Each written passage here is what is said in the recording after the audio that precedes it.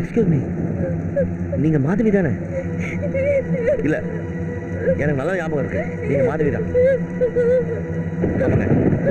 என்னைக்கு நான் உங்களை பார்த்தனோ அன்னைக்கே என் மனசுல பதிச்சிட்டீங்க. உங்களை பார்த்ததுக்கு அப்புறம் தாங்க எனக்கு இந்த வேலையை கன்ஃபார்ம் ஆச்சு. அதுக்காக தான் மும்பை வந்திருக்கேன். ஆமா, என்னாச்சு உங்களுக்கு? நீங்க ஏன் எப்படி இருக்கீங்க? ஆமா, நீங்க எதுக்கு மும்பை வந்தீங்க? அழாம சொல்லுங்க மாதவி, ப்ளீஸ். என்னாச்சு உங்களுக்கு? Relax Madhavi, relax relax. சொல்லுங்க.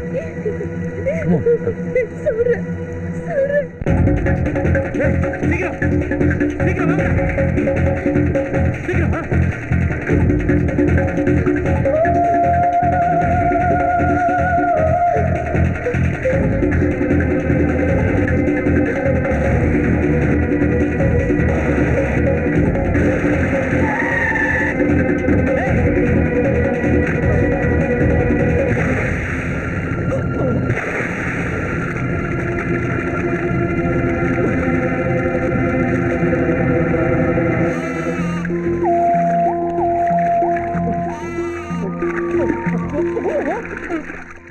அம்மா, அந்த தண்ணியில முழுகுறாமா?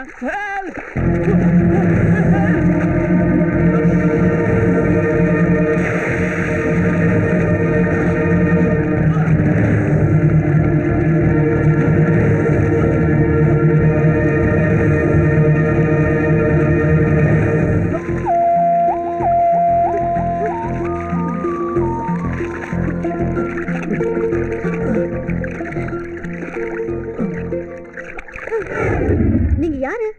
நீச்சல் தெரியாம எதுக்கு கிணத்துல குதிச்சீங்க? When I see you, you are running towards the well. I thought that you are going to commit suicide. That's why. I'm sorry. நான் பார்க்கும்போது நீங்கள் கிணத்தை நோக்கி ஓடி வந்துட்டு இருந்தீங்க. இவங்கெல்லாம் உங்கள் பின்னாடி உங்களை துரத்திட்டு வந்தாங்களா? நீங்கள் தற்கொலை தான் பண்ணிக்க போகிறீங்கன்னு நான் நினச்சிக்கிட்டேன்.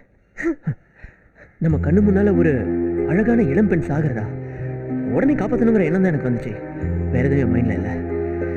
அதான், I'm sorry. But thanks for your kind help. என் உயிரை காப்பாற்றிருக்கீங்க. என் உயிர் இருக்கிற வரைக்கும் இதை நான் மறக்க மாட்டேன். பொண்ணு நானே நீச்சல் கற்று வச்சிருக்கேன், நீங்க தெரிஞ்சுக்காம இருக்கீங்க. முதல்ல அது கற்றுக்குங்க. உங்க உயிர் இருக்கிற வரைக்கும் மறக்க முடியாது. கடவுள் நம்மளை கைவிடலை. ஆமாங்க, கடவுள் உங்களை கைவிடல. இல்லைனா எங்க மாதவியம்மா உங்களை காப்பாத்திருப்பாங்களா? இருந்து சாமிக்கு பொங்க வச்சுட்டு போங்க. Madhavi, good name.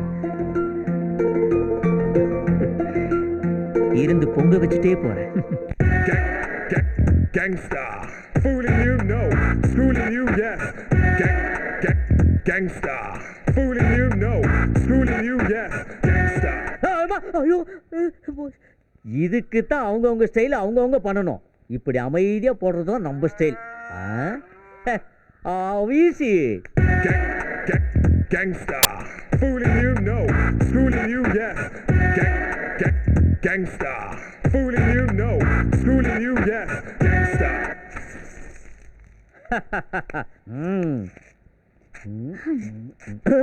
இவையா இங்க வரா? யோ, சூப்பரா இருக்கிறையா. என்னையா இது வேஷம்? எருமை மேய்க்கிறவன் எஜமானாக போற வேஷம் இது. எப்படியா? எல்லாம் கல்யாணம் தான். போயா, திடீர்னு என்னையா? திடீர்னா இதுக்காக சட்டமன்றத்துல தீர்மானம் போட்டா முடிவு பண்ண முடியும். என்னையா வெறும் பொண்ணுங்க பேரா எழுதி வச்சிருக்க? இதெல்லாம் வெறும் பொண்ணுங்கல்ல, எல்லாமே லட்சாதிபதிங்க. கங்கா நம்மூர் ஜமீன்தாரோட பேத்தி, ராதிகா ரைஸ் மில் ஓனரோட பொண்ணு, தேவிகா டாக்டரோட டாக்டர். இந்த 3 பொண்ணுங்கள்ல யாராவது ஒரு பொண்ணை காதலிச்சு கல்யாணம் பண்ணி செட்டில் ஆகி உனக்கும் உன் எருமைக்கும் உன் கூட இவ்வளவு நாள் இருந்த பொறுமைக்கும் என் வறுமைக்கும் குட் பை சொல்ல போறேன். யோ, இதெல்லாம் உனக்கு ஓவரா தெரியல? நீ தானே சொன்ன காதலுக்கு படிப்போ பணமோ தேவையில்லைன்னு. என்ன அதுக்குள்ளே மூஞ்சி சுருங்கிடுச்சு? ஓ, இவன் மட்டும் வாழ்க்கையில செட்டில் ஆயிட்டா நாம என்ன பண்றதுன்னு தானே யோசிக்கிற? எவ்வளவு வேலைக்காரங்க குனிஞ்சு பெருக்கி வீட்டுக்காரியா மாதிரி இருக்காங்க. அந்த மாதிரி எவனாவது ஒருத்தனை பிடிச்சி செட்டில் ஆயிடு. என் உயிரை வாங்காத, என்ன விட்டு நான் வரேன். டேய் அங்க பாருடா, தக்க அசையுது, மீன் மாட்ட போகுது. இல்ல இல்லடா. ஏய் மாட்டிக்கிச்சு பாரு. கம் ஆன், தூக்கு தூக்கு தூக்கு தூக்கு. நீ இருக்காத. மச்சான், உங்க ஊர் பொண்ணுங்கெல்லாம் பொண்ணுங்களாட்டமே இல்லடா. என்னது? இல்லடா, தெய்வங்களா இருக்காங்க. நக்கலா? அட உண்மையை தான்ப்பா சொல்றேன். நீ நக்கல் பண்றியோ இல்ல உண்மையை சொல்றியோ அது எனக்கு தெரியாது. ஆனா ஒண்ணு மட்டும் நிச்சயம், எங்க ஊரு பொண்ணுங்க பாக்குறதுக்கு மகாலட்சுமி ஆட்டம் இருப்பாங்க. நீ ஏதாவது சீண்டுனேன்னா அவங்கள பத்திரகாளியா மாறி பழி தீர்த்துருவாங்க. சரி சரி, டென்ஷன் ஆகாத. நான் ஒன்றும் டென்ஷன் ஆகலடா, உண்மையை தான் சொல்றேன். சரிவா, மீன் பிடிக்கிறத பார்ப்போம். டேய் மொதவா அங்க பாருடா. அந்த பொண்ணு நாய் கடிக்கிறதுக்கு பொறுப்பு வருது. டேய் சந்தா, சொன்னதுக்கு அவசரப்படாத. டேய் உடனே கேளுடா. டேய்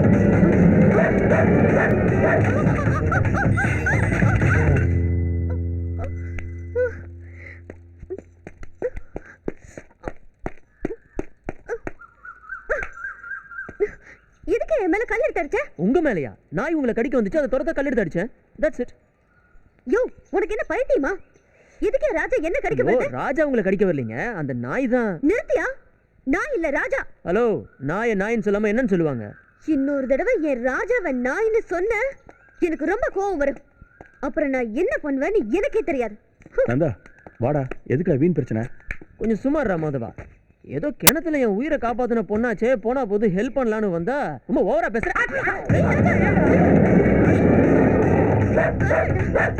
நல்ல வேலைங்க தம்பி.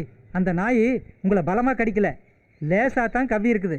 இருந்தாலும் பல்லு பட்டு ரத்தம் வந்ததுனால மருந்து போட்டு தடவி விட்டுருக்கேன்.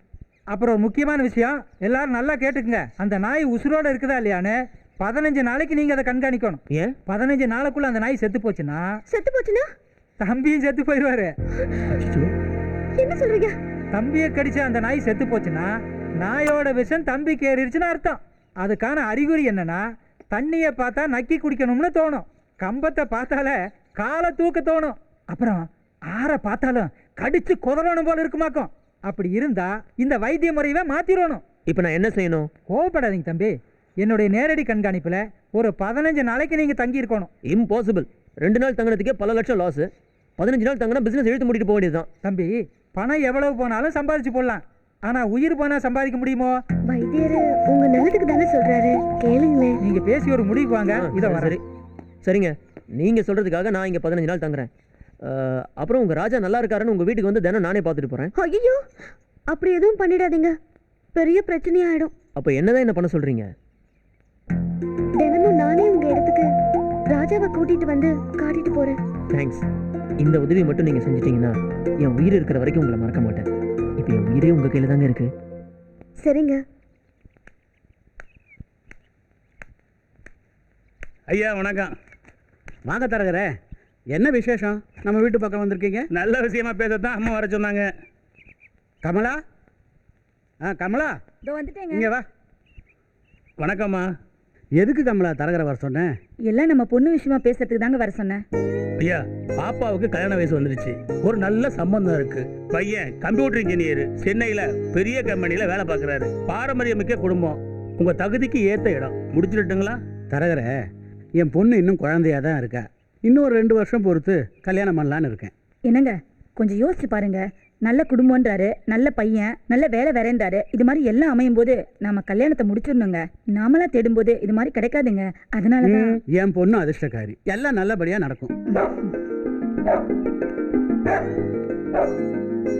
உன்னை நான் அப்புறம் கவனிச்சுக்கிறேன். ஐயா, நான் போயிட்டு வரட்டுங்களா? வாங்க. வர்றேம்மா. வாங்க. நல்லா இருக்கே பாப்பா? மாதவி, ஏன் டல்லா இருக்க? ஒன்றும் இல்லைப்பா, ராஜா கூட ரொம்ப நேரம் விளையாடிட்டு இருந்தேனா, அதான். சரி சரி, நீ போய் சாப்பிடு போம்மா. ஏய் நில்லுடி, இன்னும் வெளியில உனக்கு என்னடி விளையாட்டு வேண்டி கிடக்கு? பேசாம வீட்டுக்குள்ள இருந்து வீட்டு வேலையெல்லாம் செய்யாம வெளியில போய் சுத்திட்டு வர. நீ ஒவ்வொரு வாட்டியும் போயிட்டு திரும்பி வரதுக்குள்ள என் நெஞ்செல்லாம் திக்கு திக்குங்குது. முதல்ல உனக்கு ஒரு கல்யாணத்தை பண்ணி உன் புருஷ வீட்டுக்கு அமிச்சா தாண்டி என்னால நிம்மதியா இருக்க முடியும். ஏய், ஏமா அவளை திட்டுற?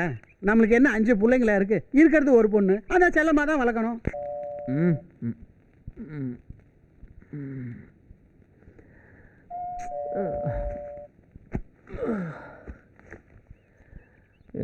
யாரு? ஐயோ சார பிடிங்க சார பிடிங்க. ஏய் ராஜா சும்மா இருக்க மாட்டேன். ஏங்க சிரிக்கிறீங்க? இல்ல சார பிடிங்கன்னு சொன்னீங்களே அதை நினைச்சு சிரிச்சேன். என்னங்க நீங்க நாயின்னு சொன்னா கோவப்படுறீங்க, சாருன்னு சொன்னா கிண்டலா சிரிக்கிறீங்க. என்னங்க? ஐயோ அதெல்லாம் ஒண்ணுமில்ல. சார பாத்துறீங்கல்ல, நல்லா பாத்துக்குங்க. நான் வரேன். ஒரு நிமிஷம். முத வீட்டுக்கு வந்திருக்கீங்க, ஒரு கப் காஃபி சாப்பிட்டு போங்க. உள்ள வாங்க. ஏய் ராஜா சத்தம் போடாம இங்கே இரு.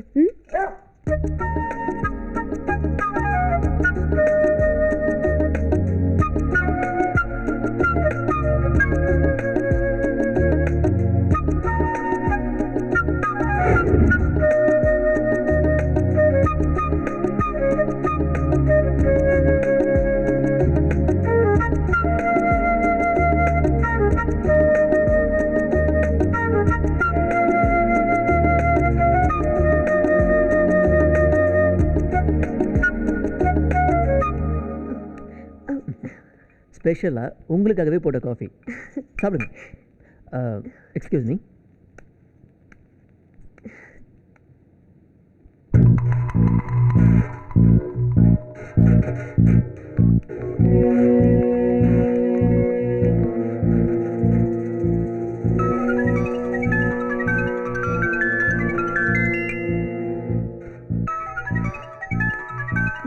நீங்கள் பாருங்க.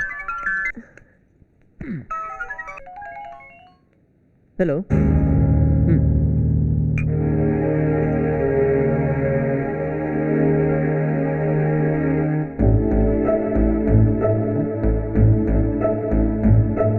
இடியட். சரி மூல்சந்துக்கு ஃபோன் பண்ணி சொல்கிறேன். 25 லட்ச ரூபா தருவார். வாங்கிட்டு போய் எல்லா ஆசிரமத்துக்கும் கொடுங்க. இனிமேல் யாரும் பட்னியாக இருக்கக்கூடாது. ஓகே? இதையாவது ஒழுங்காக செய்யுங்க. Useless fellows. சாரிங்க, ஒரு நல்ல சுச்சுவேஷனை ஃபோன் வந்து கெடுத்துருச்சு. அதெல்லாம் ஒன்றும் இல்லைங்க. ஆமா ஏதோ அனாத ஆசிரமம் பசி பட்னின்னு சொன்னீங்களே, என்னது? இதை தான் நான் எதிர்பார்த்தேன். என்னோட அறக்கட்டளை மூலமாக மும்பையில் 2 அனாத ஆசிரமம் இருக்குது. அதில் 1000 பசங்க இருக்காங்க. நான் 2-3 நாள் இங்கே தங்கிட்டதுனால எந்த செக்கும் மூவ் ஆகலை. பணம் இல்லாததுனால பசங்களை பட்னி போட்டிருக்காங்க. 1000 பேருக்காக நான் பட்னியாக இருக்கலாம், ஆனால் ஏன் ஒருத்தனுக்காக யாரும் பட்னியாக இருக்கக்கூடாது. அதான் என் பாலிசி. எங்கள் அம்மாவும் இதை தான் சொல்லி என்ன வளர்த்தாங்க. அம்மா எங்க இருக்காங்க? அப்பா அம்மா 2 பேருமே இறந்துட்டாங்க. இப்போ எனக்குன்னு இருக்கிற ஒரே சொந்தம் என் பாட்டி மட்டும்தான். நீங்கள் எங்கே ஃபீல் பண்ணுறீங்க? இதனால தாங்க என் கதையை யாருக்கிட்டையும் சொல்கிறது இல்லை. இப்போ கூட பாருங்க, என் கையில் பணம் இல்லை, நான் சமாளிக்கல. அந்த மாதிரி தாங்க எல்லாரும் சமாளிக்கணும். என்னது, உங்க கையில காசு இல்லையா? ஐயோ இதெல்லாம் வேணாங்க ப்ளீஸ். No no no. 1000 பேருக்கு உதவி செய்யற உங்களுக்கு உதவி செய்யற சந்தர்ப்பத்தை எனக்கு கொடுங்க. வேண்டாம்னு சொல்லிடாதீங்க ப்ளீஸ். வாங்கிக்கோங்க.